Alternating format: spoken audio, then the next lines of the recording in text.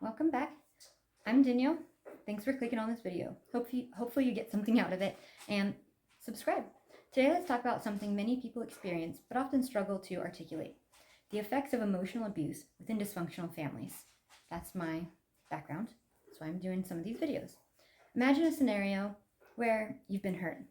Perhaps a family member or someone close to you. You mustered up the courage to talk about it, only to find that instead of understanding, you were met with dismissal.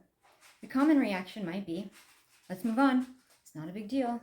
Whatever happens behind closed doors stays there. This response is not just a lack of support. It's a powerful form of emotional abuse.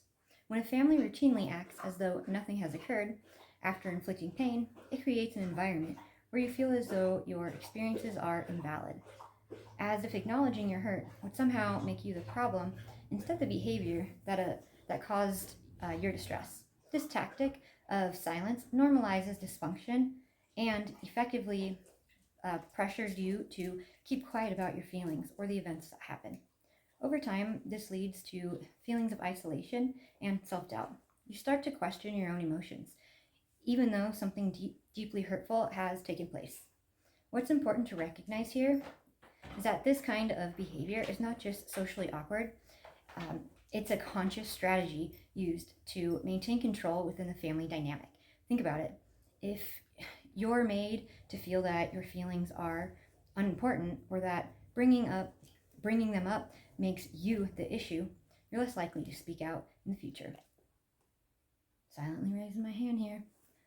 This leads to a cycle of carrying pain in silence, creating an internal struggle that can feel overwhelming, and then it leads to meltdowns and burnouts. If you happen to be autistic, that's me as well.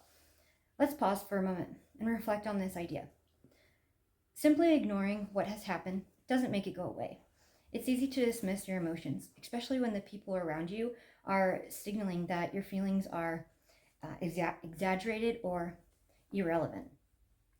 But it's essential to understand that feelings that are hurt does not equal to, sorry, I get nervous and stuff when I'm reading, but I am so getting better. Your emotions are valid and deserve to be acknowledged. This is very true. It was a long time to realize that for myself. In the comments, what about anybody else? Valuable relations, whether with family, friends, or loved ones, should always provide space for you to express your pain without fear of judgment or being minimized or minimalized about your feelings. I'm not doing good on this video. When someone truly cares about you, they won't write you off for your feelings. They'll engage with you, listen actively, and support you through your struggles. A healthy family dynamic thrives on communication, empathy, and mutual understanding. In a dysfunctional environment, those very necessities are often absent. You might be wondering, how do I break free from this cycle? The first step is acknowledging your own feelings and recognizing that they are valid. You have experienced pain, and it is crucial to validate that pain yourself, regardless of how others might respond. It requires strength to control these dynamics, but remember, your emotional well-being is important. One thing to consider is establishing boundaries.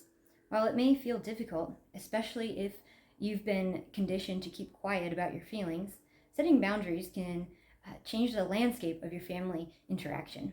You can express your desires for more open, honest discussions about what has hurt you.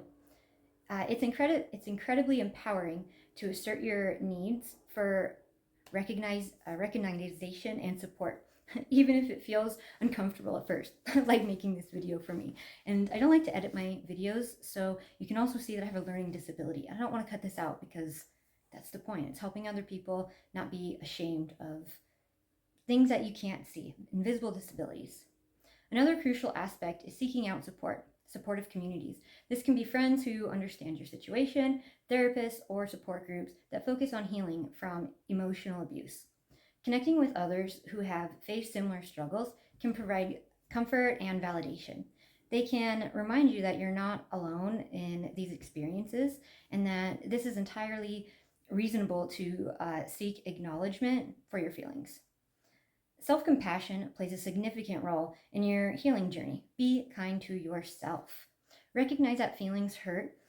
Recognize that feelings hurt is a part of being human, and you do not need to carry that burden alone. Allow yourself the space to grieve the pain you've experienced, but also celebrate your courage in confronting these different emotions. It's definitely hard to sit with them versus react with your emotions. Ultimately, change takes time. I know it's been 3 years since I started this YouTube channel. It's slowly changing and I'm getting more subscribers. So thank you and subscribe if you haven't yet. And it often requires confronting deeper family dynamic problems. However, by acknowledging your feelings, setting boundaries, having support, and practicing self-compassion, you can start to reclaim your narrative. You're not the problem for speaking up about your hurt.